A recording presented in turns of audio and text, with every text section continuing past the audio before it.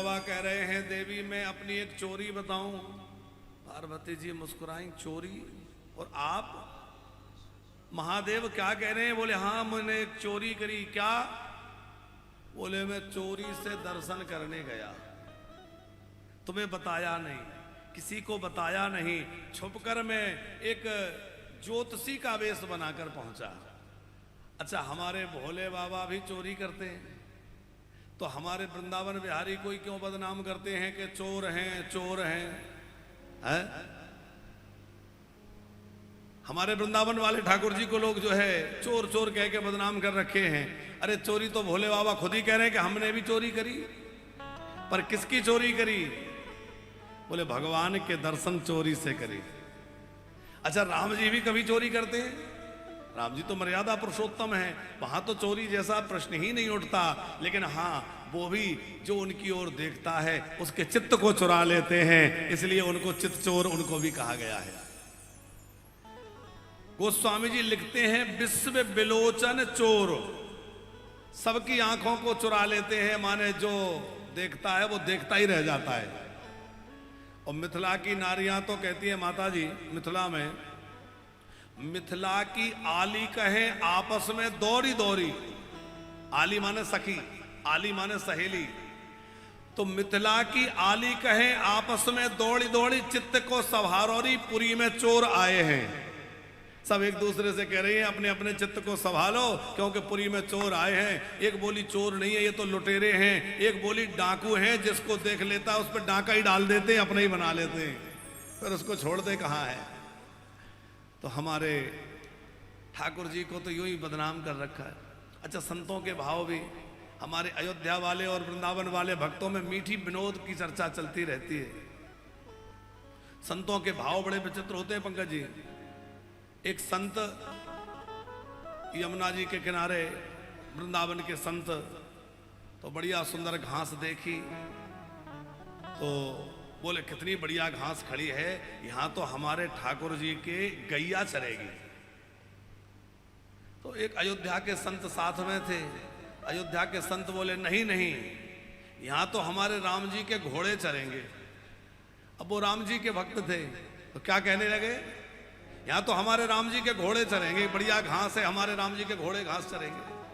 अब वृंदावन वाले संत कह रहे हैं नहीं नहीं हमारे वृंदावन बिहारी की गैया चरेगी, और वो कह रहे हैं हमारे राम जी के घोड़े चरेंगे। दोनों झगड़ गए, इतने झगड़ गए कि भगवान को बीच बचाव करने आना पड़ा, और भगवान प्रकट हो गए। कहा झगड़ क्यों रहे हो? बोले ये कह रहे हैं हमारे ठाकुर जी की गैया चरेगी, हम कह रहे हैं हमारे ठाकुर जी के घोड़े चरेंगे। भगवान बोले झगड़ा मत करो, ऐसा करेंगे कि इस पार इनके ठाकुर जी की गैया चर लेगी और यमुना जी के उस पार तुम्हारे राम जी के घोड़े चर लेंगे, झगड़ा क्यों करते हो? तो भैया अयोध्या वाले और हमारे वृंदावन वालों में मीठी विनोद चलता ही रहता है। तो हमारे वृंदावन बिहारी को चोर कहते हैं, लेकिन राम जी भी तो चोरी क्या करते हैं? बोले चित्त चुरा लेते हैं, उसकी दृष्टि को चुरा लेते हैं। भोले बाबा कह रहे हैं कि हम कागभुशुंडी को लेकर के और दर्शन के लिए गए, पर इतनी भीड़ थी कि महल में प्रवेश नहीं हो रहा था। चौराहे पर ज्योतिषी बनकर बैठ गए पर कोई सुनने तैयार नहीं। कागभुशुंडी जी कह रहे हैं सुनो सुनो, बड़े प्रमाणिक ज्योतिषी हैं, आओ आओ आओ, पर कोई सुन ही नहीं रहा। क्यों? सब राम दरस के लिए भागे जा रहे हैं, किसको फुर्सत है भाग दिखाने की। एक दासी ने जाकर माता जी से, कौशल्या से कहा माँ बड़े बूढ़े एक प्रमाणिक ज्योतिषी आए हैं। मैया ने पहले तो बहुत सारे क्या करना है, बोले नहीं लालाओं का हाथ दिखाएंगे और लालाओं का भाग्य सुनने को मिलेगा, भविष्य फल सुनने को मिलेगा। ये सोचकर मैया ने बुलवाया। भोले बाबा कागभुशुंडी जी को प्रवेश मिल गया। भोले बाबा ने राम जी का दर्शन किया और इष्ट देव मम बालक रामा, अपने बाल रूप प्रभु श्री राम को देखकर इतने विभोर हो गए भोले बाबा कि आंखों से अश्रुधारा बह पड़ी। आनंद में झूमने लगे। कागभुशुंडी जी धीरे से इशारा कर रहे हैं अपने आप को संभालो, ने भेद खुल जाएगा। इतने भी मत डूब जाना कि आप भूल ही जाएं, जो नाटक बना है वो बना रहने दो। भोले बाबा जैसे तैसे अपने मन को संभाले हैं। कागभुशुंडी जी भी राम जी के दर्शन करके इतने आनंदित हुए कि जब भोले बाबा विदा हुए तो कागभुशुंडी जी बोले हम तो यहीं रहेंगे। तो भोले बाबा तो विदा हुए, भुशुंडी जी विदा नहीं हुए, वो वहीं रह गए, अयोध्या में ही विराज गए। और भोले बाबा सुना रहे हैं, देखो मैंने कैसे चोरी से दर्शन किया। पार्वती जी बोली, हाँ वो तो ठीक है, पर ये बताओ वो दासी नहीं होती तो? हाँ बोले, उसकी तो बड़ी सहायता रही, उसी ने माताजी से सिफारिश की, उसी ने महारानी से निवेदन किया। पार्वती जी बोली, वो कोई और दासी नहीं थी, वो यही दासी थी। जब देखा कि आप बहुत धक्के खा रहे हैं तो मैं पहुंच गई कि किसी तरह आपको महल में तो प्रवेश कराना है, तो मैं ही तो थी।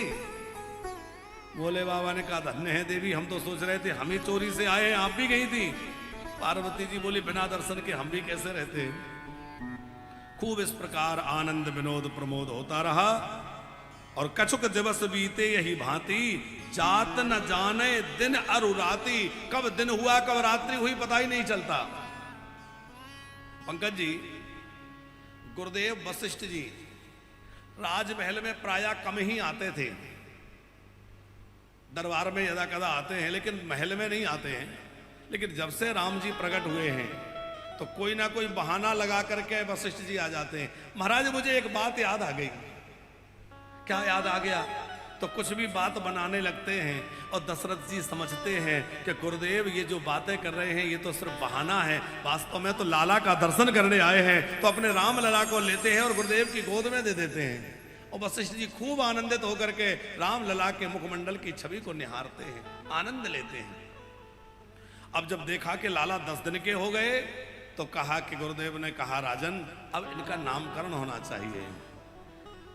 नामकरण कर अवसर जाए, नामकरण कर अवसर जाए, नामकरण कर अवसर जाए, नामकरण कर अवसर जाए।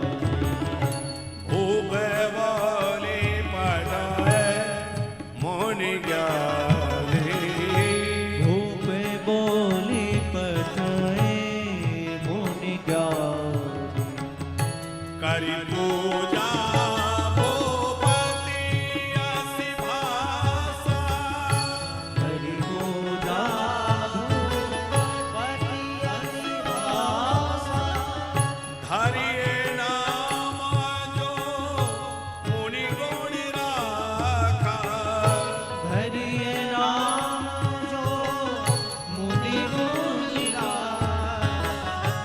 गुरुदेव से प्रार्थना करी वशिष्ठ जी से, गुरुदेव अब आप जो है मन में विचार करके लालाओं के वही नाम रखिए जो आपने हृदय में विचार रखे हों। तो क्या नामकरण हुआ है?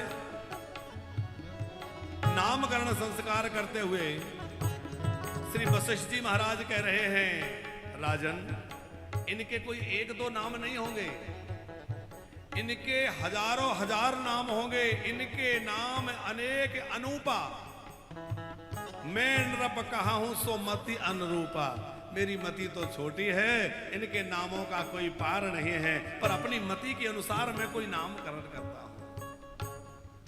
आज वशिष्ठ जी सोच रहे हैं कि मेरा पुरोहिताई करना सफल हो गया, इसीलिए तो मैंने सूर्यवंश की पुरोहिताई स्वीकार की थी। माता जी, जब ब्रह्मा जी ने कहा कि तुम्हें पुरोहिताई करना है तो वशिष्ठ जी बहुत घबरा रहे थे। नहीं नहीं, हमें ये नहीं करना। क्यों? बोले पुरोहित कर्म नीच अति मंदा, ये काम गड़बड़ है। क्या खराबी है इसमें? बोले खराबी ये है कि दूसरे की परेशानी, दूसरे के दोष, दूसरे की तकलीफें अपने ऊपर लेना है। भाई किसी के ऊपर ग्रह दशा खराब चल रही है, अब हमने ग्रह की पूजा करा दी, शांति करा दी, दान ले लिया, तो वो किसके पास आ गए? आपके जीवन में कोई समस्या, कोई दोष उत्पन्न हो गया, कोई क्लेश उत्पन्न हो गया, आपके प्रारब्ध को हमने पूजा करके दान लेकर ले लिया, तो किसके पास आ गया? पुरोहित जी के पास। अब बोले पुरोहित जी को उतना ज्यादा जाप करना पड़ेगा, उतनी अधिक गायत्री जपनी पड़ेगी ताकि उस प्रारब्ध को बचा सके, उस धान्य को बचा सके। इसीलिए तो कहा जाता है कि जो ग्रहों का दान है, जो आप अपनी अरिष्ट निवृत्ति के लिए तुला दान कर रहे हैं आदि आदि, वो किसी योग्य आचार्य ब्राह्मण को ही देना चाहिए। क्यों? ऐसे तैसे को देंगे वो पचा नहीं पाएगा, हानि उसी की होगी, क्योंकि वो उतना भजन नहीं करता, गायत्री नहीं जपता। तो जो पचा नामकरण, चूड़ाकरण, कर्ण वेद, उपवीत, विद्याध्ययन, विद्यारंभ सब कराने का सौभाग्य आपको प्राप्त होगा और आप खूब राम जी का परब्रह्म का दर्शन करने का सौभाग्य लूटेंगे। वशिष्ठ जी बोले ये तो बहुत बड़ा लाभ है, क्योंकि तपस्या करने से तो आएंगे, दर्शन देंगे, चले जाएंगे, और ये बढ़िया बात है कि इतने दिनों तक दर्शन मिलेगा। आज वशिष्ठ जी अपने पिताजी की बात को याद कर रहे हैं। ब्रह्मा जी ने कहा था, मेरे पिताजी ने कहा था भगवान का गुरु बनने का अवसर मिलेगा, आज मुझे उस परमात्मा का नामकरण। किसका? बोले जाकर नाम सुनत शुभ होई, जिसका नाम भगवान महादेव जपते, दुनिया जिनके नाम का सहारा लेके भवसागर पार होती है, आज उस प्रभु का नामकरण करने का अवसर मुझे मिल रहा है। इससे बड़ा और क्या भाग्य होगा।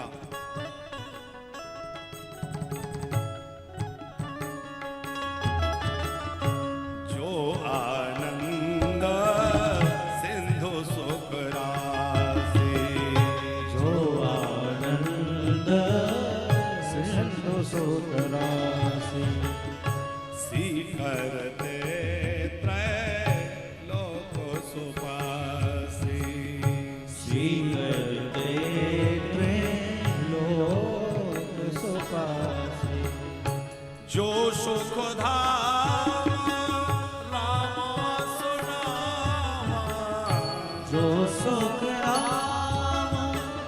राम यस नामा, अकेले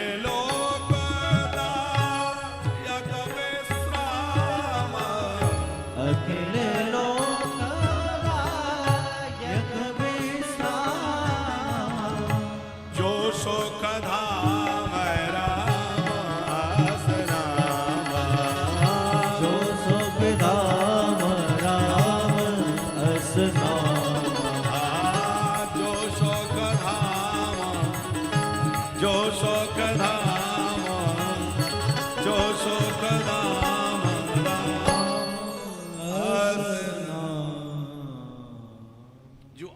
के सिंधु हैं, त्रिलोकी जिनके एक छींटे से आनंदित होती है।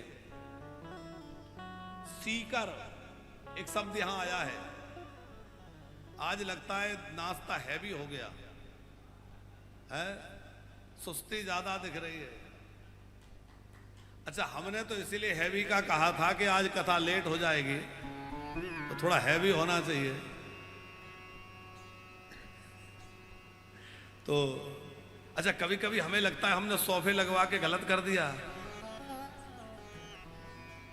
है, और गलती से सोफे भी ऐसे आ गए कि उनमें बैठने के बाद समाधि लगती है, ज्यादा अंदर चले जाते हैं वो।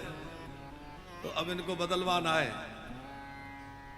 अब भगत ही कोई बदलवाएगा, हम तो क्या बदलवाएंगे। क्यों पंकज जी?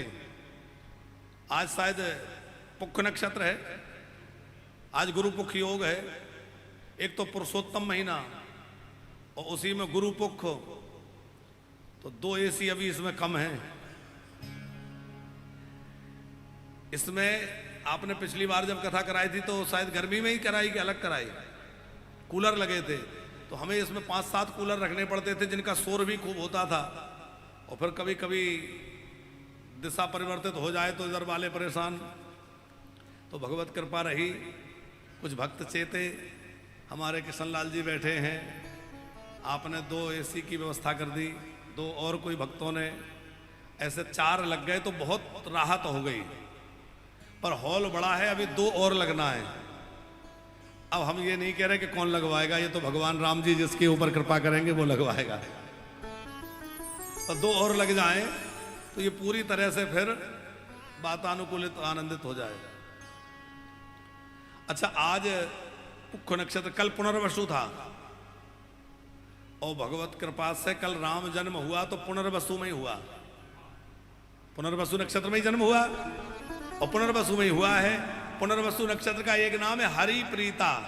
तो गोस्वामी जी ने लिखा है शुक्ल पक्ष अभिजित हरिप्रीता, हरिप्रीता नक्षत्र में जन्म हुआ। तो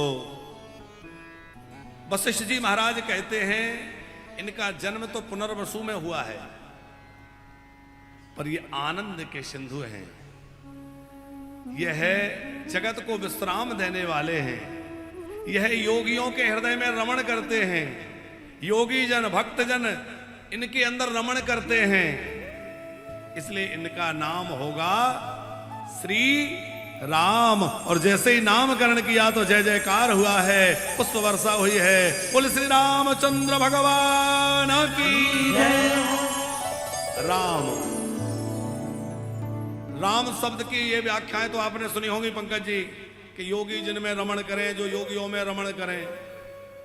एक और नई बात आपसे अभी भाव आया कि रमा जिनमें रमण करें, रमा माने रमापत रामचंद्र की, तो रमा माने जानकी। यहां तो हमारी किशोरी जी जिनके मन में रमण करें वो राम है, अथवा जो रमा के हृदय में रमण करें वो राम है। तो जो सुखधाम राम असनामा, फिर दूसरे का नामकरण करते हुए कहा विश्व भरण पोषण कर जोई, ताकर नाम भरत अस होई, जो विश्व का भरण पोषण करता है। अच्छा, भरण पोषण का काम तो नारायण का है, तो बोले भरत जी भगवान नारायण का ही स्वरूप तो है, अपनी रसोई घर में इस चौपाई को लिखवा देना चाहिए। अब हमारे वानप्रस्थी तो खैर यहीं रह रहे हैं, उनकी तो रसोई में लिखाई है, पर जो घर में रहते हैं तो ये चौपाई यदि रसोई घर पे लिखवा दो, भंडारे खाली नहीं होते। कौन सी? विश्व भरण पोषण कर जोई, ताकर नाम भरत अस होई। अच्छा, भरत जी किससे भरते हैं? केवल अन्न से भरते हो भंडार सो नहीं, बल्कि विश्व भरण माने हैं वो हमारे हृदय को प्रेम से भर देते हैं, भक्ति से भर देते हैं, भाव से भर देते हैं। भाव और भक्ति से भरने के कारण उनका नाम भरत हुआ है। विश्व भरण पोषण कर जोई, ताकर नाम भरत अस होई। बोलो भरत जी महाराज की। भरत जो भरता है वो भरत है। तीसरे नंबर पर शत्रुघ्न जी का नामकरण हुआ है, जबकि तीसरे नंबर पर लक्ष्मण जी का होना था, लेकिन चौथे नंबर पर लक्ष्मण जी का हुआ। क्यों? क्योंकि सुमित्रा जी के दो लाल जी हैं माता जी, दोनों ही थोड़े चंचल हैं, तो सुमित्रा जी को संभालने में थोड़ी कठिनाई होती है। तो वो क्या करती हैं कि अपना जो छोटा लाला है वो कैकेयी अम्मा की गोद में दे रखा है। अब कैकेयी जी के पास दो लाला थे, भरत और शत्रुघ्न, तो भरत जी का नामकरण हुआ तो सोचा साथ के साथ जो साथ में है उसका भी कर दें। अथवा लक्ष्मण जी आधार हैं और आधार हमेशा नीचे ही रहता है, इसलिए उनको नीचे के नंबर पर लिया है श्री वशिष्ठ जी ने, कि आधार तो नीचे ही रहेगा। तो शत्रुघ्न जी का नामकरण करते हुए कहा है जाके सुमरण ते रिपुनासा, नाम शत्रुघ्न वेद प्रकाशा। जो वेदों को प्रकाशित करने वाले हैं वो शत्रुघ्न हैं। वेदों को प्रकाशित कौन करता है? ब्रह्मा जी। तो मानो ब्रह्मा जी ही शत्रुघ्न बनकर के आए हैं, इसलिए गोस्वामी जी संकेत कर रहे हैं जाके सुमरण ते रिपुनासा, नाम शत्रुघ्न वेद प्रकाशा। फिर कहा है लक्षण धाम राम प्रिय सकल जगत आधार, गुरु वशिष्ठ ते राखा लक्ष्मण नाम उदार। सबके नाम बड़े प्यारे हैं। अच्छा, शत्रुघ्न का मतलब है जो शत्रुओं का हनन करे। और कौन से शत्रु? बाहर के नहीं, अंदर के शत्रु। वो अंदर कौन से शत्रु हैं?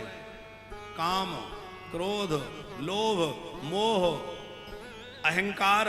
इन शत्रुओं को जो मार दे वो वास्तव में शत्रुघ्न है। भैया, हमें शत्रुघ्न बनना है तो इन अंदर के शत्रुओं को जीतिए।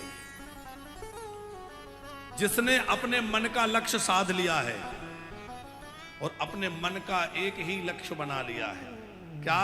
भगवान की सेवा, वो लक्ष्मण है। अपने मन का लक्ष्य साध लिया कि धरे नाम गुरु हृदय विचारी, वेद तत्व तब सोत चारी। धरे नाम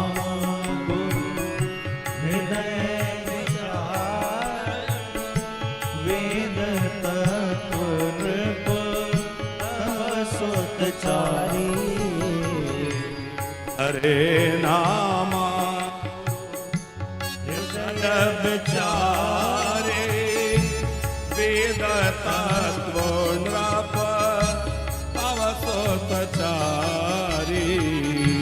धरे नाम गुरु हृदय विचारी वेद तत्व नृप अवसोतचारी मुनि जन सरवस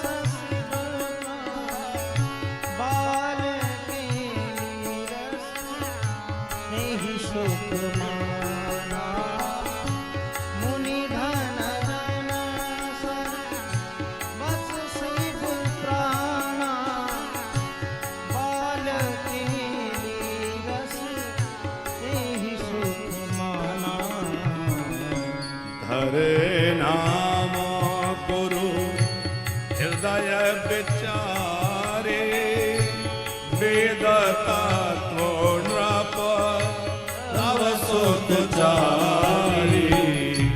हरे नाम गुरु हृदय विचारी वेद तत्व नृप तव सुतचारी। बड़े सुंदर प्यारे नामकरण करके श्री गोस्वामी जी कहते हैं मुनि धन जन सरवस शिव प्राणा। क्या है राम जी? बोले मुनियों के धन हैं, भक्तों के प्राण हैं, भगवान शंकर के सर्वस्व हैं। बाल केली रसते ही सुख माना। अब बड़ी सुंदर बाल केली कर रहे हैं। धीरे धीरे थोड़े और बड़े हुए तो घुटुगन घुटुगन खसकने लगे। अब आप जरा विचार करिए, उस मन के भाव से उसको देखिए। दशरथ जी का दिव्य आंगन है और दशरथ जी के उस दिव्य आंगन में सुंदर मणियां लगी हुई हैं। दीवालों में बड़ी सुंदर मणियां जड़ी हुई हैं। उन मणिमय दीवालों में बड़ा सुंदर प्रतिबिंब चारों लाल जी का नजर आता है। तो चार लाल जी नहीं दिखते, ऐसा लगता है असंख्य रूप धारण करके परमात्मा प्रकट हो गए हैं। चार पालने आए थे कैकई देश से, पर दो ही भरे रहते हैं, दो खाली रहते हैं। क्यों? देखा कि भरत जी इतना रो रहे हैं, इतना रो रहे हैं, कैकई मैया परेशान हो गई। कौशल्या जी, वो लक्ष्मण जी रो रहे हैं, लक्ष्मण जी रो रो करके परेशान कर दिए। तो लक्ष्मण जी को लेकर के सुमित्रा मैया गई बड़ी मैया के पास, कौशल्या के पास। कहा ये बालक बहुत रोता है। बोले मुझे दिखाओ। लक्ष्मण जी को लिया और राम जी के पालने में जैसे ही सुलाया, लक्ष्मण जी एकदम चुप हो गए और खसकते खसकते राम जी के पैरों के पास पहुंच गए और राम जी के पैर का अंगूठा पकड़ के चूसने लगे। कौशल्या बोली देखो देखो, ये तो पूरे राम भक्त है, राम के चरणों में पहुंच गया।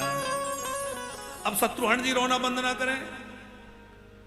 तो सुमित्रा जी को लगा कि ये भी ले जाऊंगी तो बड़ी माता तो परेशान हो जाएंगी। तो इनको कैकई मैया के पास ले गई और कैकई मैया ने लेकर के अपने भरत जी के पास सुला दिया और भरत जी के चरणों को पकड़ के शत्रुघ्न जी आनंदित हो रहे हैं। तो दो ही पालने भरे रहते हैं, दो खाली बने रहते हैं। बड़ा आनंद हो रहा है। धीरे धीरे लाल जी बड़े हो रहे हैं। नृप की मणिमय अंगनाई शोभा बरनी न जाई। अरे हिल मिल खेले चारों भाई शोभा अजब बनी। हिल मिल खेले चारों भाई शोभा अजब बनी। हिल मिल खेले चारों भाई शोभा अजब बनी। नृप की मणिमय अंगनाई शोभा बरनी न जाई। हिल मिल खेले चारों भाई शोभा अजब बनी। हिल मिल खेले चारों भाई शोभा अजब बनी। ओ हिल मिल खेले चारों भाई शोभा अजब बनी। हिल मिल खेले चारों भाई शोभा अजब बनी। मैया गोदी में बोलावे लाला पैया पैया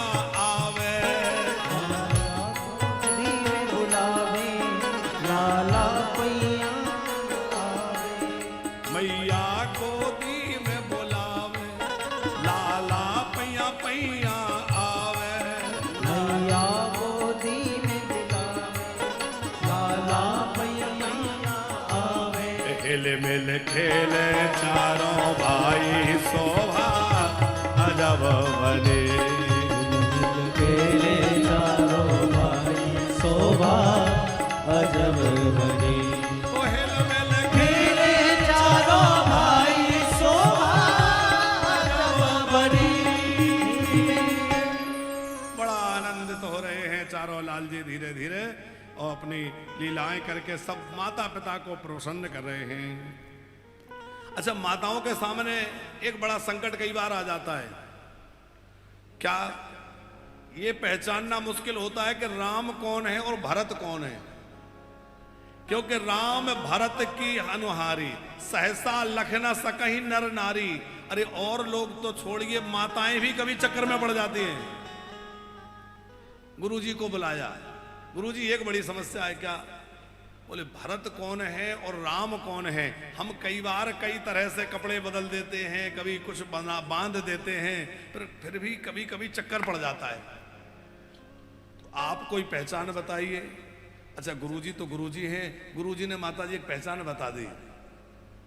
बोले जिसके नेत्र हमेशा झुके रहें और जिसके नेत्र हमेशा अरुणारे बने रहें, समझ लेना वो भरत है। जिसके नेत्र झुके हैं वो भरत है और जिसके नेत्र डबडबाए से हैं वो राम है। कमल जैसे नेत्र राम जी के हमेशा जो है करुणा से भरे रहते हैं और भरत जी के नेत्र पलकें सदा झुकी रहती हैं, क्योंकि वो आंख उठा के राम जी को नहीं देखते बल्कि आंख झुका के राम जी के चरणों को देखते हैं। यही चरण तो मेरे सर्वस्व हैं, मुनि जन धन संतन को सर्व। धीरे धीरे और बड़े हुए हैं। एक बार जननी अनवाए करी श्रृंगार पलना पौड़ाए। मैया ने पालना में पौड़ाया, पूजा करने गई तो देखा कि वहां भी राम जी हैं। लौट के आई तो पालने में राम जी हैं, यहां वहां तो ही बालक देखा। मैया चक्कर में पड़ गई, ये दो कैसे हो गए? और जब चक्कर में पड़ गई तो प्रभु ने अपना अखंड रूप मैया को दिखलाया है। दिखरावा मातहि निज अद्भुत रूप अखंड, रोम रोम प्रति लागे कोटि कोटि ब्रह्मांड। भगवान ने अपना विराट रूप दिखा दिया और विराट रूप देख करके मैया विस्मित हो गई। और मैया ने क्या मांगा? प्रभु मैं जानती हूं आप कौन है, पर मुझे आपको भगवान नहीं बनाना है, क्योंकि भगवान में तो पर भगवान जैसी प्रीति होगी, मुझे तो आपसे पुत्र जैसी प्रीति हो। आप तो मेरे बालक बन जाइए, मैं तो आपको बालक जैसी प्रीति करना चाहती हूं। सो तो बेस एक तब पद रति होई, मुँह जड़ लोग कहीं साव भले ही मुझे लोग मूर्ख कहें, जड़ कहें, पर मनु जी से कहा था शत्रुपा जी ने, वो मनु शत्रुपा ने कहा था राम जी से कि हमें तो आप में पुत्र जैसी प्रीति हो। तो कौशल्या मैया कह रही हैं हमें आपको भगवान नहीं, आप तो हमारे लाला बन जाइए। तब ठाकुर जी ने बड़ी सुंदर मुस्कान से मुस्कुरा दिया और राम जी मुस्कुराए तो मैया सब भूल गई कि ये भगवान अपने लाला का मुख दर्शन करके आनंदित होने लगी। चूड़ा करने कीन गुरु जाई,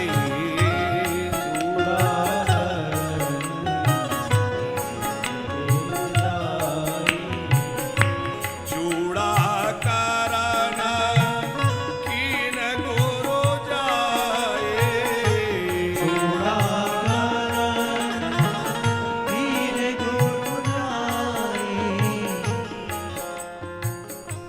विप्रण पुनि दक्षिणा बहु पाई, विप्रण पुनि दक्षिणा बहु पाई।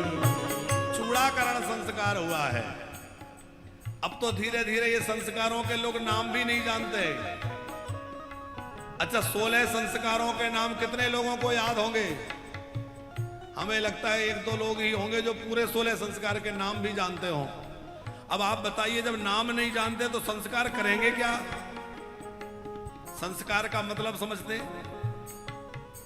कपड़ा हमने पहना गंदा हो गया तो कपड़े की धुलाई, फिर इस पर प्रेस करना, ये क्या है? ये कपड़े का संस्कार है। कपड़े को धुलना, उसमें कलप देना, प्रेस करना, तह बनाना, घड़ी बनाना और उसको बढ़िया रखना, ये क्या है? ये कपड़े का संस्कार है। सवेरे सो के उठे, बाल बिखरे हुए हैं, अब बालों को बढ़िया धुलना, फिर उनको संभालना, कंघी करना, तेल डालना, गूंथना, तो ये क्या है? ये बालों का संस्कार है। केस पास संस्कारम, ये केस का संस्कार है। अब आप बताओ, यदि बालों का संस्कार नहीं करें तो उलझ जाएंगे कि नहीं? बाल यदि आप उनको धोएं ना, कंघी ना करें, गूंथे ना, तो क्या होगा? जो बड़े बड़े बाल हैं उलझ जाएंगे, और वैसे भी छोटे भी हों तो बेकार लगेंगे, इधर उधर बिखरे रहेंगे। तो बालों को सजा के रखना पड़ता है, तभी अच्छे लगते हैं। अब हमारे तो नहीं है तो हम कपड़ा बांध लेते हैं, पर जिनके है संभालना पड़ता है कि नहीं? और कपड़ा गंदा हो गया तो उसको धुलना पड़ता है, प्रेस करनी पड़ती है, तब वो अच्छा लगता है। तो जैसे बिना धुलने के साथ कपड़ा अच्छा नहीं लगेगा, गंदा पहनते रहोगे अच्छा नहीं लगेगा, जैसे बालों को आप ठीक नहीं करेंगे अच्छे नहीं लगेंगे, उसी प्रकार जब कोई जीवात्मा इस संसार में नया जन्म लेकर आता है तो जाने वो किस जन्म में था, किस रूप में था, क्या संस्कार उसके चित्त पर पड़े हैं, क्या मलिनता लेकर आया है, तो उसका संस्कार होना जरूरी होता है। संस्कार होने से वह शुद्ध होता है, संस्कार होने से वह व्यवस्थित होता है। जैसे कपड़ा व्यवस्थित हो रहा है, बाल व्यवस्थित हो रहे हैं, ऐसे ही संस्कार से वह जीवात्मा व्यवस्थित होता है, शुद्धि को प्राप्त करता है। इसलिए बच्चों का विधि पूर्वक संस्कार कराना चाहिए। पर आजकल तो केवल 2 ही संस्कार रह गए जिनको लोग थोड़ा बहुत जानते हैं। कौन कौन से? बोले एक विवाह संस्कार और एक अंतिम संस्कार, और वो भी नाम मात्र के रह गए। अभी भोपाल में एक विवाह में हम गए पंकज जी, बड़ा जबरदस्त विवाह था, क्या जलसा था। विवाह में जब हम गए तो वो विवाह में थोड़ी देर ही हम रुके, अब हमें तो आना था, पिताजी घर पे थे, तो हमने उनसे विदा मांगी। वो बड़े श्रद्धा से बाहर तक विदा करने आए। हमने कहा नहीं नहीं आप विदा करने मत चलिए, आप अपना कार्यक्रम देखिए, आपकी बड़ी व्यस्तता है, आज आपके घर में बहुत बड़ा उत्सव है। अरे अब तो हो गया सब। तो हमने अभी कहा नहीं नहीं, बोले अब तो सब हो गया, अब क्या रह गया। ये क्यों कह रहे थे वो कि उनका नाचना गाना बरमाला सब हो गई, भावर नहीं हुई अभी। अब वो क्या कह रहे हैं, ये उनकी गलती नहीं है, ये समाज की दृष्टिकोण बन गया है। बरमाला हो गए, बोले सब हो गया, अब क्या रह गया। अब तो वो गुड़िया गुड्डा जैसा खेल है, कर लेगा कोई भी, यही रह गया कि नहीं। तो भैया गुड्डा गुड़िया जैसा खेल बनाओगे तो गुड्डा गुड़िया जैसा ही नाटक बना रहेगा। और यदि आप चाहते हो कि वैदिक संस्कार विधि पूर्वक हो तो उसके लिए ढंग से व्यवस्था करिए और ढंग से विवाह की विधि संपन्न कराइए, जिससे उन नव दंपत्ति का जीवन खुशहाल रहे, उनका प्रेम रहे, उनका दाम्पत्य जीवन टिका रहे। और वैदिक विधि से अग्नि को साक्षी मानकर देवताओं की सन्निधि में वेद मंत्रोच्चार पूर्वक ब्राह्मणों के द्वारा संकल्प करा करके जिस कन्या का हाथ पिता सुयोग्य वर को विष्णु मान करके उसके हाथ में देता है और विधि पूर्वक वागदान पूर्वक कन्यादान होता है, और वह वर जब कन्या का हाथ पाणि ग्रहण करता है उससे जो संतति होती है उसी से भैया पितरों के ऋण से मुक्ति मिलती है, और वही आपके कुल के कल्याण का भाजन बनता है, कल्याण का कारण बनता है। अब ऐसे ऊट पटांग करोगे तो कोई होने वाला नहीं है। वैदिक विधि से विवाह होना चाहिए, लेकिन धीरे धीरे सब लुप्त हो रहा है। हम बार बार ये कहते हैं कि शादी विवाह जब करनी हो तो शादी विवाह के लिए आप नाचने गाने वाला समय अलग रखिए, और जो वैदिक विधि होने वाला समय है वो बिल्कुल अलग रखिए। हम तो कहते दिन में विवाह रखिए। बहुत अच्छा पक्ष तो ये है कि आप दिन में बढ़िया विधि पूर्वक भावर करवाइए, शाखोच्चार हो, वेद मंत्रों का पाठ हो, बढ़िया वेद विधि से विवाह हो, बढ़िया एक मंडप बने, वेदी बने और बढ़िया वैदिक विधि से विवाह हो और बाद में आप अपना खूब उत्सव मनाइए। कौन मना करता है? हाँ हाँ हाँ हाँ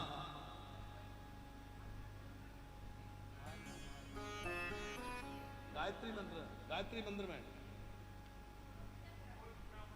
माता जी ने एक बहुत गंभीर प्रश्न रखा है।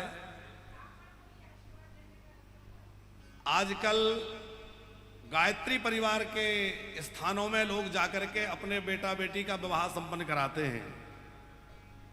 अच्छी बात है, कराएं, लेकिन उसमें परेशानी यह है कि आर्य समाज से गायत्री परिवार जुड़ा हुआ है और उसके कारण वो लोग वर्ण व्यवस्था को नहीं मानते।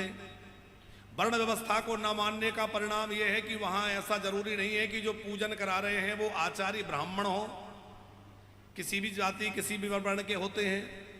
ये भी जरूरी नहीं है कि उन्होंने वेद मंत्रों को विधि पूर्वक पढ़ा हो, किताब लेके कहीं भी थोड़ा पढ़ लिया उसी को पढ़ने लगे, उल्टा सीधा कुछ भी गा रहे हैं। हमने खूब सुना है कि उन लोगों के वेद मंत्र कैसे होते हैं। हम किसी संस्था का विरोध नहीं कर रहे हैं, लेकिन ये बहुत ही अशास्त्रीय है, क्योंकि कोई श्रोत्रिय ब्राह्मण जो विधि पूर्वक वेदाध्ययन किए हों, गायत्री उपासना करते हों और बढ़िया ढंग से जो है वेद विधि से विवाह करवाएं तो बात समझ में आती है और उसी का फल है। लेकिन कोई भी वर्ण का कोई भी व्यक्ति वहां पूजन करा रहा है, वो विवाह करा रहा है, उस विवाह का क्या फल होगा, क्या पाप होगा, वो तो भगवान ही जाने। हम तो ऐसे संस्थाओं का समर्थन नहीं करते जो वेद के मर्यादा के अनुकूल ना हो। वहां स्त्रियों को भी जनेऊ पहना दिए जाते हैं, वर्ण व्यवस्था पूरी तरह ध्वस्त है। देखो, सनातन का मूल है वेद और वेद का मुख्य सिद्धांत है वर्ण व्यवस्था। जहां वर्ण व्यवस्था नहीं होगी वहां सनातन की कल्पना नहीं हो सकती। तो हम ये जाति पाति में बांटने की बात नहीं कर रहे हैं। हम हमेशा जातिवाद के विरोधी रहे हैं और हमेशा कहते हैं हम सब एक हैं। लेकिन भेद मिटाने की चीज है और व्यवस्था बनाने की चीज है। व्यवस्था बनी रहे तो भेद समाप्त हो जाए। आज क्या हो रहा है? राजनीति के नाम पे भेद करा जा रहा है, जातिगत राजनीति हो रही है। और दूसरी तरफ कहा जा रहा है, हमारे संघ प्रमुख जी ने भी कह दिया, बड़े बड़े लोगों ने कह दिया, जाने किस प्रभाव में कह दिया कि अब तो वर्ण व्यवस्था ना रख करके जहां तहां विवाह करना चाहिए, जिससे कि वर्ण व्यवस्था समाप्त हो जाए। पर जब वर्ण व्यवस्था समाप्त हो जाएगी तो सनातन धर्म भी समाप्त हो जाएगा, क्योंकि सनातन जो है वो वर्ण व्यवस्था पर ही टिका हुआ है। ये बहुत आवश्यक है। अब एक और बात आपसे कह दें, आजकल शादी विवाह में एक और रिवाज चल गया माता जी, गा बजा करके शादी कराना। बड़े बढ़िया संगीतकार आते हैं, ऑर्केस्ट्रा जमता है और वो जैसे रामायण में, अब वो रामायण तो देखो हम सीरियल देख रहे हैं, तो सीरियल के ढंग से बनाया गया, पर वो सीरियल लोग बना रहे हैं। भावर हो रही है तो भावर के गीत गाए जा रहे हैं, और कुछ हो रहा है तो उसके गीत गाए जा रहे हैं। वेद मंत्र गायब हो गए और गीत गाना शुरू हो गया। ये बात सोशल मीडिया में जाना चाहिए। आचार्य जी, इसको सोशल मीडिया का टाइम नोट करके इसको डलवाओ कि आजकल जो है जो वैदिक अनुष्ठान जो हैं उनको भी संगीतमय बना दिया गया और शादी विवाह के उस वैदिक विधान को भी संगीतमय बना दिया। ये बहुत ही दुर्भाग्यपूर्ण है। महामृत्युंजय अनुष्ठान हो, गृह शांति अनुष्ठान हो, गृह प्रवेश हो या शादी विवाह हो, इनमें जो आचार्य जाते हैं वो गा बजा करके और वेद मंत्रों का लोप करके केवल कीर्तनमय या भजन गा करके, अच्छा भजन गा के यजमान को तो रिझा दोगे, पर भगवान कैसे रिझेंगे भैया? भगवान को रिझाने के लिए तो आपको वेद विधि का पालन करना हो चाहिए कि नहीं? ना संगीत का हम विरोध कर रहे और कीर्तन तो भगवान का सर्वोपरि है ही, लेकिन सब चीज का समय निर्धारित है। जहां वेद विधि का प्रधानता है वहां वेद विधि होना चाहिए, और जहां संकीर्तन की प्रधानता है वहां संकीर्तन होना चाहिए। जहां आपको वैदिक विधान करने की, वेद मंत्रोच्चार करने की आवश्यकता है वहां वेद मंत्रोच्चार होना चाहिए। अब वेद मंत्रों की जगह पे वहां गाना गाए जा रहे हैं, तो गाना गाने से कल्याण नहीं होगा। कल्याण तो भैया विधि पूर्वक वेद मंत्र का उच्चारण करने से होगा, और वेद विधि का पालन करके शास्त्रोक्त ढंग से उस कार्य को संपन्न कराने से होगा। बाद में आप खूब रात भर कीर्तन करिए, रात भर जागरण करिए, खूब कीर्तन के समय कीर्तन करिए, उसका कौन विरोध करता है?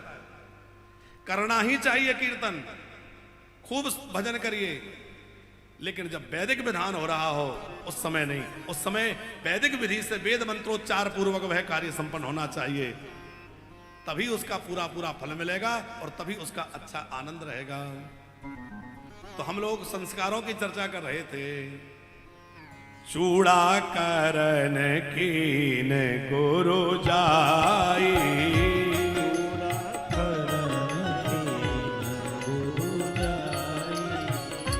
विप्रह पुनि दक्षिणा बहु पाई,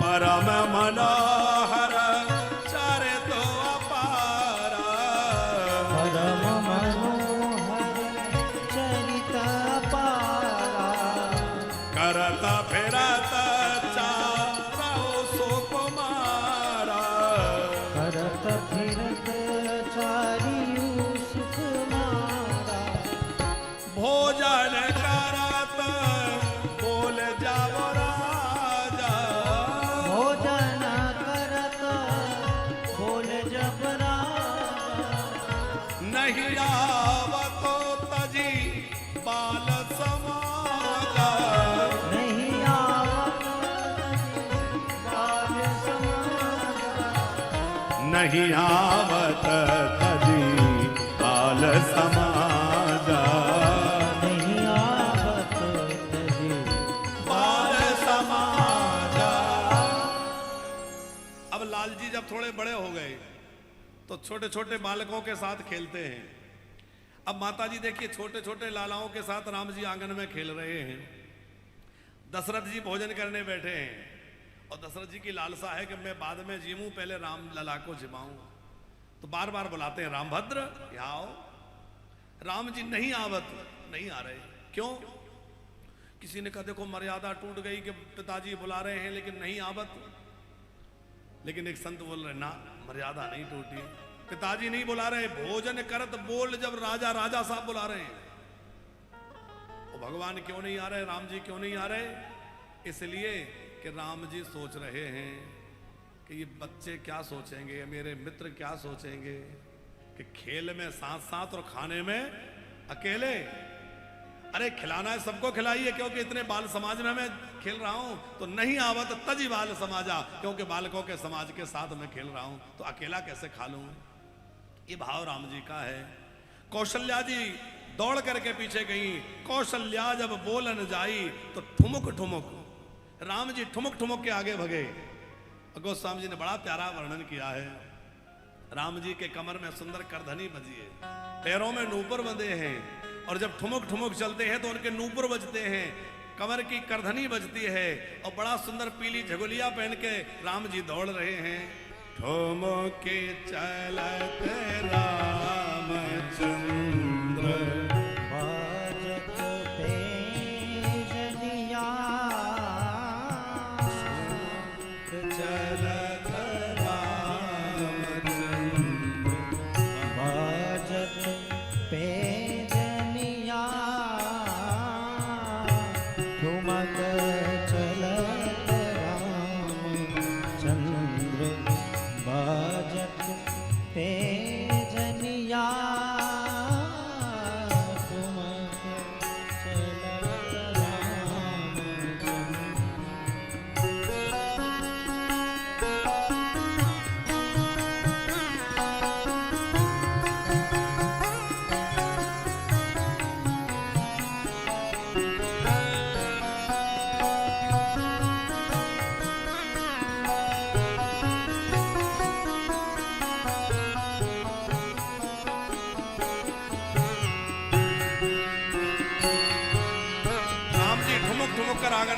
रहे हैं, देव दर्शन करके आनंदित हो रहे हैं।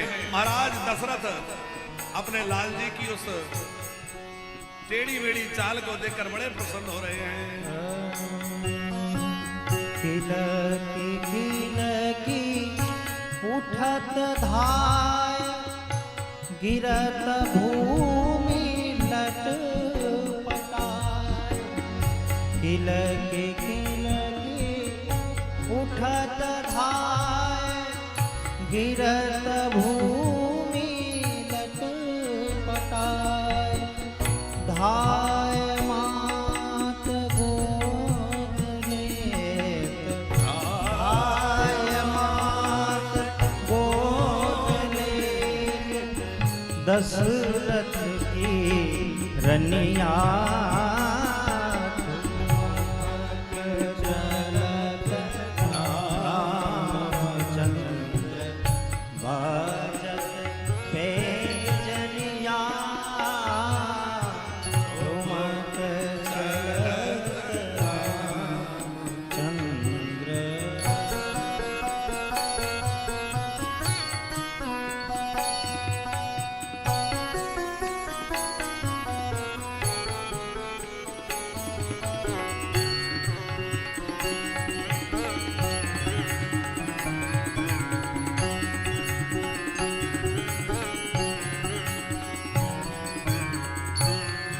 चल रज अंग झारी, विविध भांति सो दुलारी।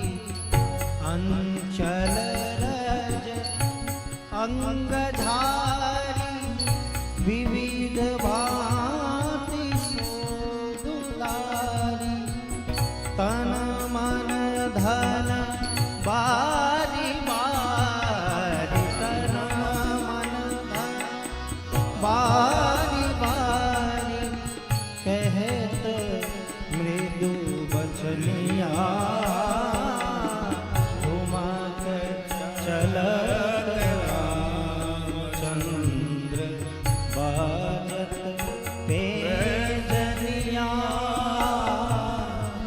तुलसीदास अति आनंद देख के मुखार बिंद।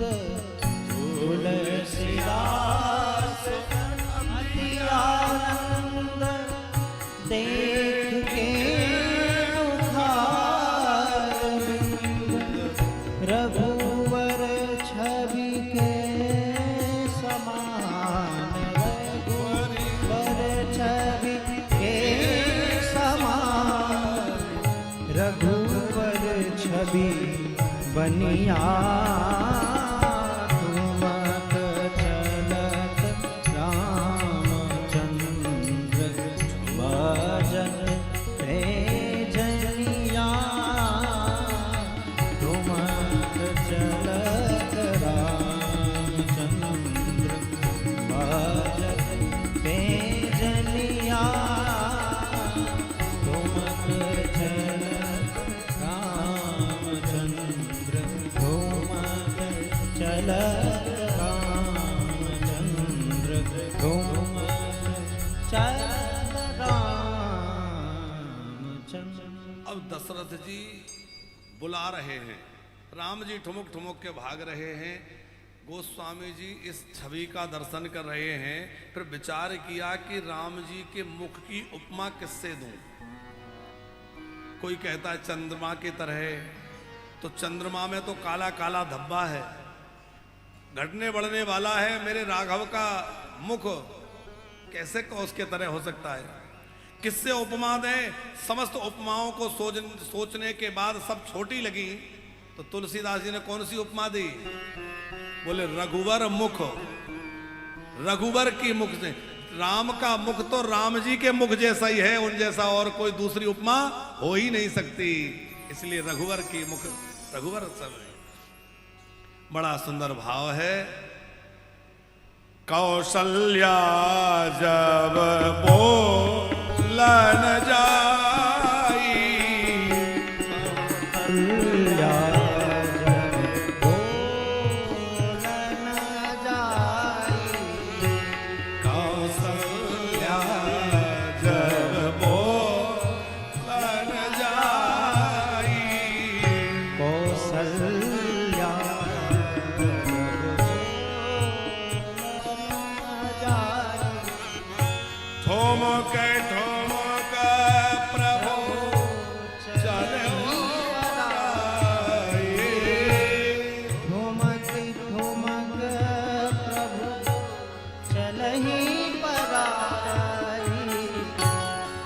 कौशल्या जब बोलन जाई।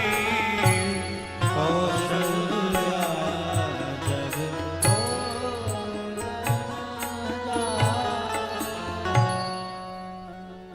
अच्छा, बार बार कौशल्या जी जाती है पर राम जी भाग जाते हैं। दौड़कर कौशल्या जी ने पकड़ लिया और लाके दशरथ जी की गोदी में दे दिया। निगम नेति शिव अंत न पावा और ताहे धरे जननी हठी धावा। निगम नेति, जिसका अंत नहीं पाते, कौशल्या जी दौड़ के पकड़ लेती हैं, क्योंकि ये प्रेम का कारण है। भगवान को जो है ज्ञान से नहीं पकड़ा जा सकता, भगवान को प्रेम से पकड़ा जाता है। जब प्रेम प्रकट होता है तो भगवान बंधन में आ जाते हैं। अब दशरथ जी की गोदी में दे दिया माता जी। दशरथ जी के सामने सुंदर चौकी है, उस पर भोजन का थाल है, दशरथ जी प्रसाद पा रहे हैं, लेकिन राम जी को पहले पवा रहे हैं। अब राम जी भागना तो चाहते हैं पर जगह ही नहीं, रास्ता नहीं है। सामने थाली है, इधर महाराज बैठे, इधर दोनों तरफ से हाथ लगा रखे, अब भागे कैसे? ग्रास लेके राम जी को देते हैं, पर दशरथ जी ने क्या किया कि एक ग्रास लिया और अपने मुंह में दिया। अब अपने मुंह में दिया तो देखो सामने थाली, पीछे महाराज, इधर से हाथ, ये वाला रास्ता खाली हो गया ना जब हाथ लिया इधर। तो जैसे ये स्थान खाली हुआ तो भोजन करत चपल चित इत उत अवसर पाए और भाज चले किलकत मुखो। भाग चले राम जी, लेकिन ऐसे नहीं, बोले दादी ओधन लिपटाए, चावल और दही मुख में लगाए। किसी ने पूछा कि ये लपेट के किसके लिए ले जा रहे हो? अरे पेट में रखो सो ठीक है, पर लपेट, बोले इसलिए कि बाहर काग भुसुंडी जी प्रतीक्षा कर रहे हैं। और काग भुसुंडी जी का तो यही भाव है कि झूठन पढ़े अजर महसो उठाए कर खाऊं, राम जी की झूठन गिरेगी खा लूंगा। इसलिए राम जी लपेट के ले जा रहे हैं कि ये जो झूठन जाएगी ये आंगन में गिरेगी और इसको पाकर के काग भुसुंडी जी आनंदित होंगे। अब धीरे धीरे लाल जी बड़े हो रहे हैं। अब चारों लाल जी कहते हैं मैया हम खेलने के लिए जाएं? मैया कहती नहीं नहीं राघव, अभी तुम बहुत छोटे हो। माताएं बहुत समझाती हैं आंगन में खेलो, घर में खेलो, लेकिन लाल जी बड़ी हट करते हैं। तो मैया कह रही हैं हरे राघव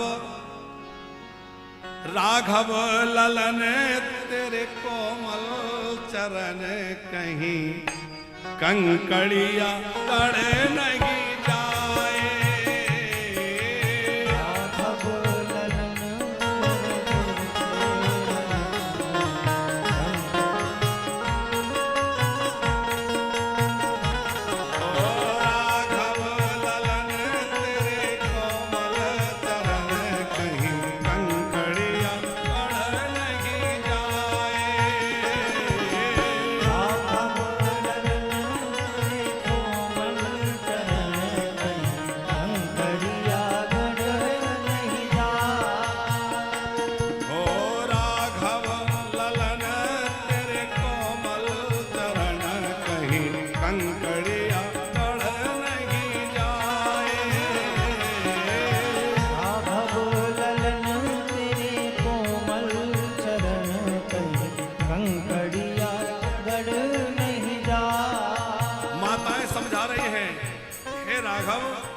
तुम्हारे चरण बड़े कोमल हैं और पैरों में कंकड़ियां चुभ जाएंगी, कांटे चुभ जाएंगे, इसलिए घर में ही खेलो।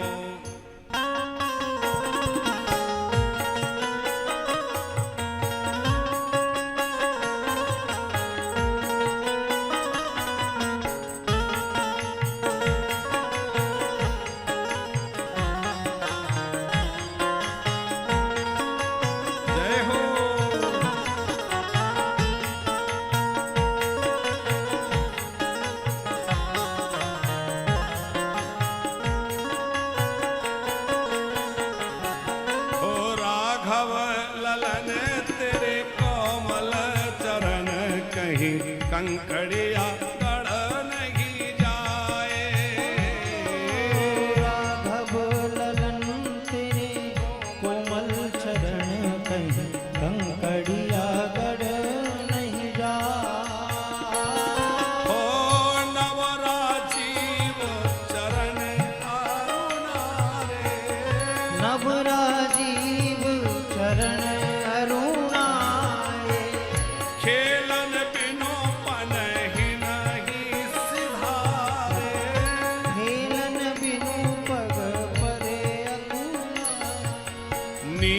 नीरज नयन मोद मंगल अयन लाल तेरी में लेती बला। नीरज नयन मोद मंगल अयन लाल तेरी मैंने बला। राघव ललन तेरे कोमल चरण कहीं कंकड़िया गढ़ नहीं जाए। राघव ललन तेरे कोमल चरण कहीं कंकड़िया गढ़ नहीं जाए।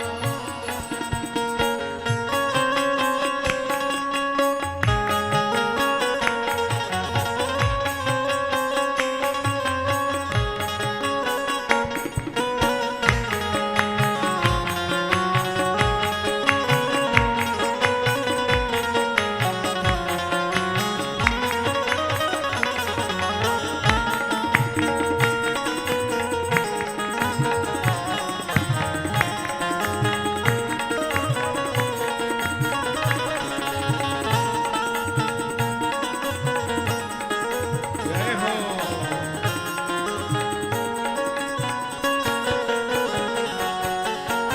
रवि करे उदित शेष नहीं छाही।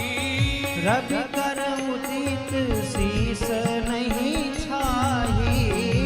राम जी ने कहा मैया तुम कह रही हो कि पैरों में कंकड़ियां चुभ जाएगी, कांटे चुभ जाएंगे, तो हम बढ़िया जड़ाऊ जूतियां पहन लेंगे।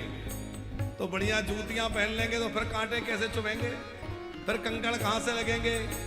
तो कौशल्या जी देख रही है कि मेरे राघव बड़े सुकुमार हैं। इतने सुकुमार जब बाहर निकलेंगे तो मैया कह रही है रवि कर उदित शीस नहीं छाही। देखो सूरज ऊपर आ गए हैं, इनकी प्रचंड किरणें जो है वो तुम्हारे मुख पर पड़ेंगी तो तुम्हारा मुख रूपी कमल कुमला जाएगा। रवि करे उदित शीस नहीं छाही। रवि कर उदित शीस नहीं छाही। बदन निरख सरसिज सकुचाही। बदन निरखी सरसीज सकुचाई।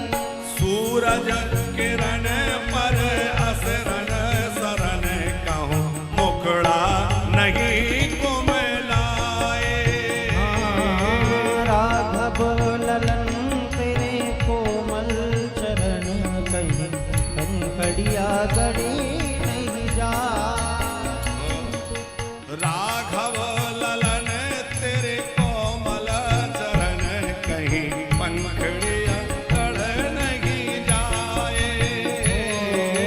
राघव ललन तेरे कोमल चरण कहीं कंकड़िया गड़ नहीं जा। राम जी बोले माता जी यदि सूर्य की रश्मियों से इतना भय है तो हम अपने ऊपर छत्र लगा लेंगे, छत्र धारण करके जाएंगे ताकि सूर्य की रश्मियों से किरणों से बचे रहें।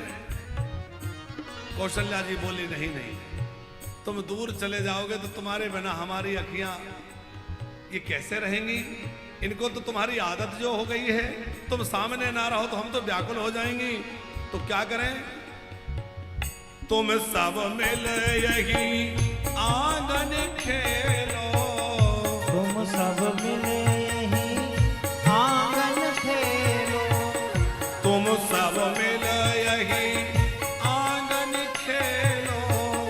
तुम सब मिले यहीं आंगन खेलो। गल बन बचने तो तेरे बोलो। बल बल बचन तो तेरे बोलो। चितवन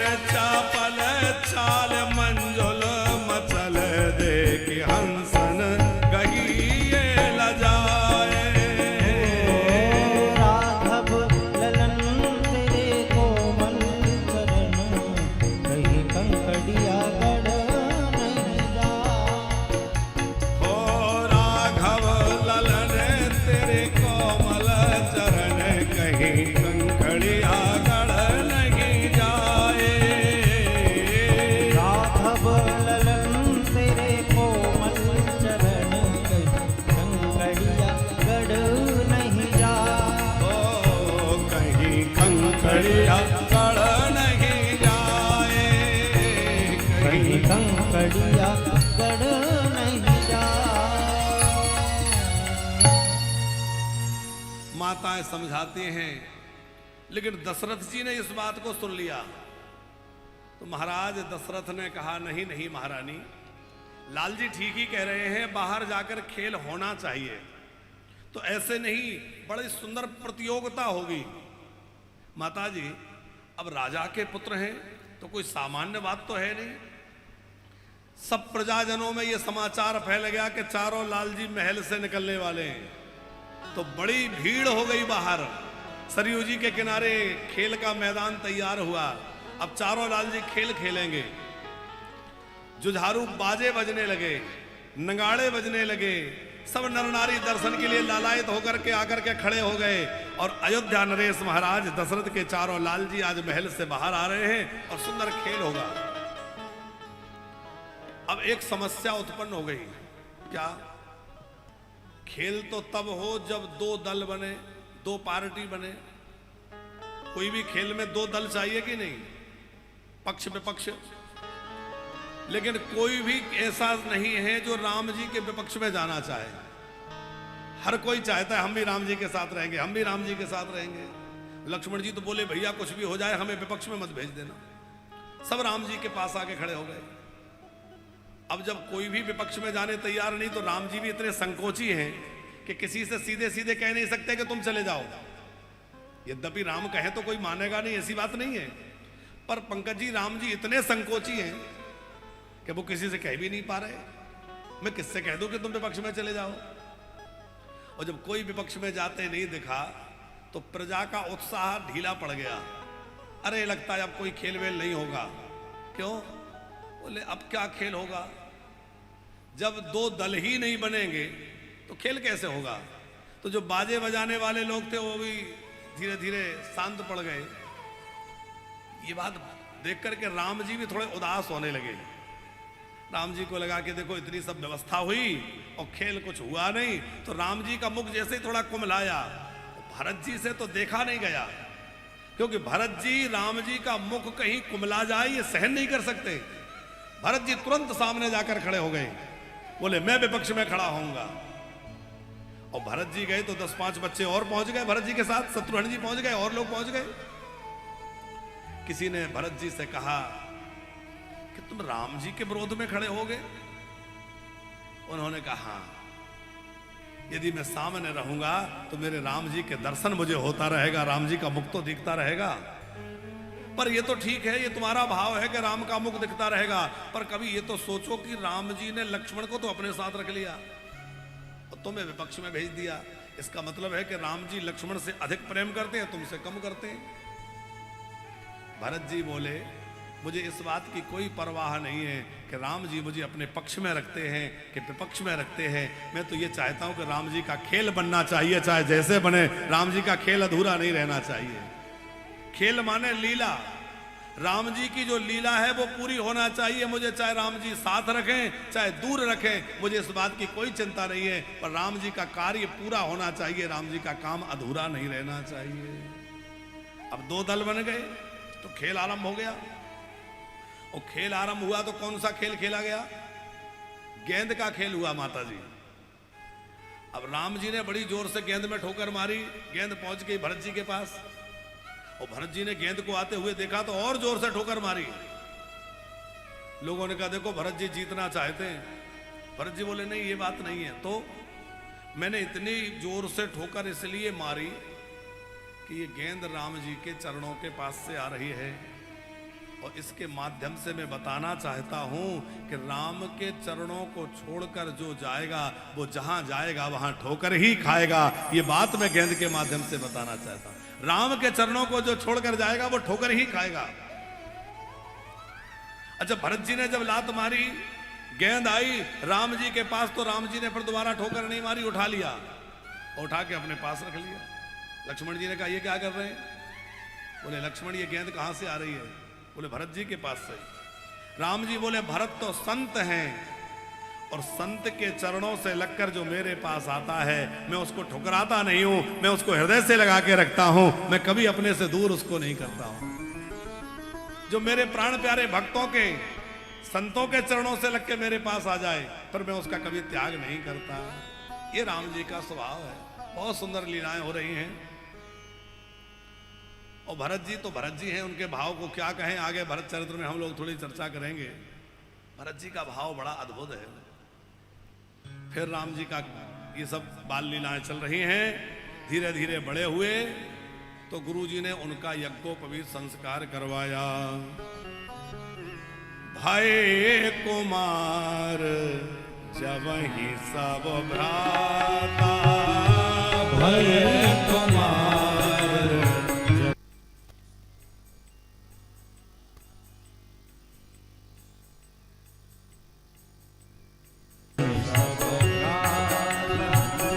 दीन जने गुरु पितु माता, दीन जने गुरु पितु माता।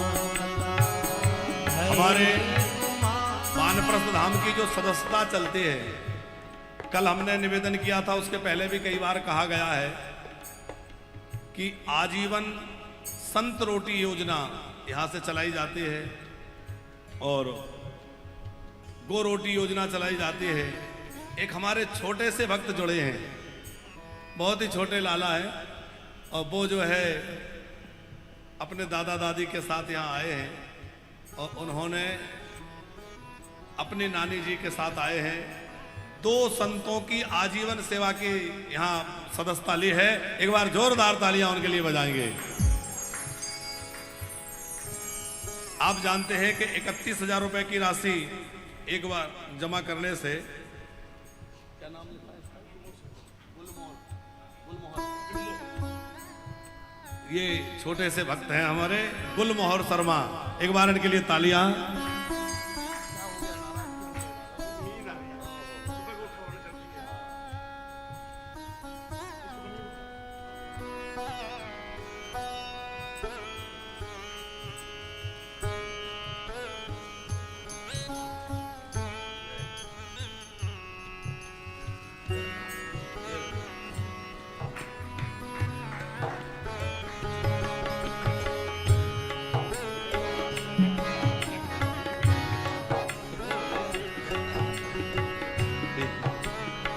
बहुत बहुत आशीर्वाद है।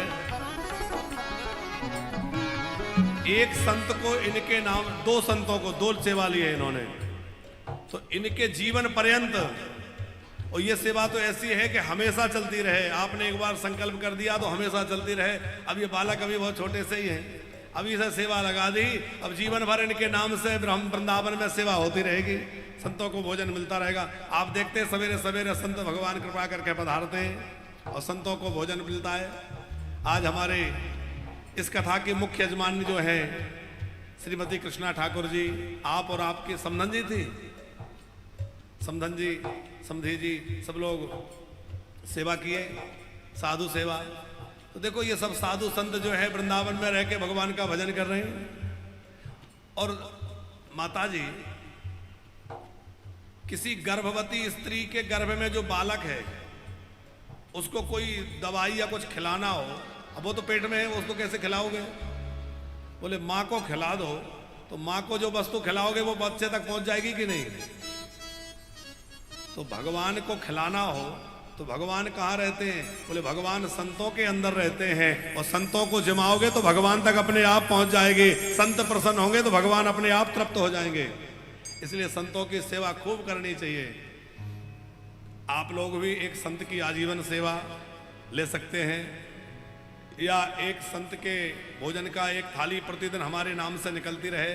हमारे किशन लाल जी ने भी सेवा ले रखी है, और भी तमाम लोगों ने ले रखी है। एक संत को प्रतिदिन हमारी ओर से भोजन मिलता रहे। या गाय को रोटी की आप व्यवस्था करना चाहते हैं कि एक रोटी गाय को नित्य निकलती रहे, तो गो रोटी योजना से भी आप जुड़ सकते हैं, जो आपके जीवन भर भी और आपके जीवन के बाद भी एक रोटी गौ माता को गोग्रास के रूप में निकलती रहे। तो इस सेवा से भी आप जुड़ सकते हैं।